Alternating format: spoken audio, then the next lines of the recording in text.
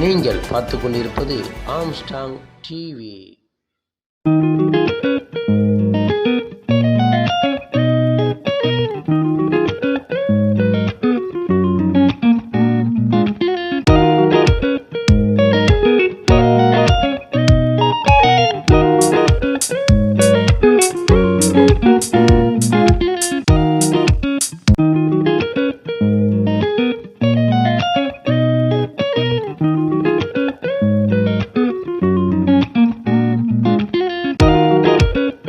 தமிழ்நாட்டு உரிமைகளுக்காக போராடிய தீருவேன் என்று உச்ச நீதிமன்றம் வரை ஏறி முதலமைச்சர் வெற்றி பெற்றாரு. இந்தியாவிலே தமிழ்நாட்டுடைய பெருமை, தமிழர்களுடைய பெருமை தலை நிமிர்ந்து நிற்கிறது. இதுதான் முதலமைச்சர். கேட்ட இடங்களில் எல்லாம் மிரட்டி மிரட்டி கையெழுத்து வாங்கினார்களே. நீட்டா வா கையெழுத்து போடு, உதய் மின் திட்டமா வாங்க கையெழுத்து போடுங்க, ஜிஎஸ்டியா வாங்க கையெழுத்து போடுங்க. இது எப்போ? 4 ஆண்டுகளுக்கு முன்னாடி. எல்லா நாட்டு உரிமைகளை விட்டு கொடுத்தவர், காட்டி கொடுத்தவர்கள் யார் என்பது மக்களுக்கு தெரியும். ஆனால் 4 ஆண்டுகளாக தமிழனுடைய பெருமை 2000 ஆண்டு 1000 ஆண்டு தமிழர்களுடைய வரலாறு என்று சொல்லப்பட்டது. ஆனால் நம்முடைய மாண்பு முதலமைச்சர் தளபதி அவர்கள் உலகத்திலே மூத்த குடி தமிழ் குடி என்று பொருணை வரலாற்றையும்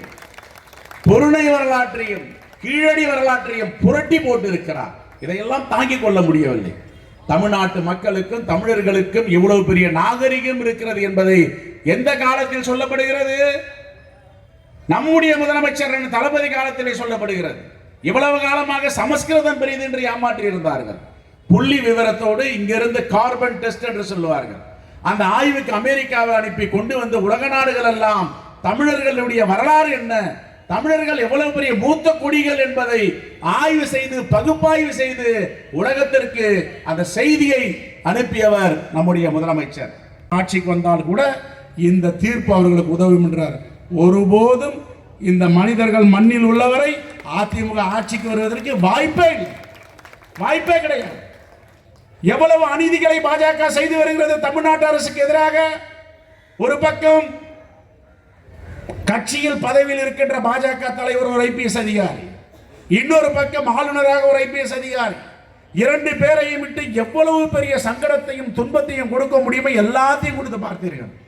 எதற்கும் அடிபணியாதவர் அங்கே சொன்னார், சட்டப்பேரவையில் ஆளுநர் நாங்கள் கொண்டு வரப்பட்ட ஆட்சி பெரும்பான்மை மக்களால் வாக்களித்து நீங்கள் தான் முதலமைச்சர், உங்களுடைய அமைச்சரவை நீங்கள் ஆள வேண்டும் என்று தமிழ்நாட்டு மக்கள் தீர்ப்பளித்திருக்கிறார்கள் 5 ஆண்டுகளுக்கு.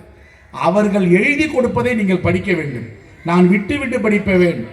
புத்தகத்தில் ஒரு பக்கத்தை காணும் என்று சொன்னால் அதற்கு உரிய பதிலடியை கொடுத்து ஆளுநர் பேசியது அவை குறிப்பில் நீக்கப்படும் என்று சொன்னார். எந்த மாநிலத்தாவது ஒரு முதலமைச்சர் ஆளுநரை பார்த்து இப்படி பேசியிருக்க முடியுமா? துணிச்சலான முடிவு எடுத்திருக்க முடியுமா? பள்ளி மாணவர்கள் பெரியவர்கள் வரைக்கும் மிகப்பெரிய மகிழ்ச்சி கொண்டாட்டம். நாங்கள் எந்த காலத்தில் வாழுகிறோம், எந்த மாநிலத்தில் வாழுகிறோம்?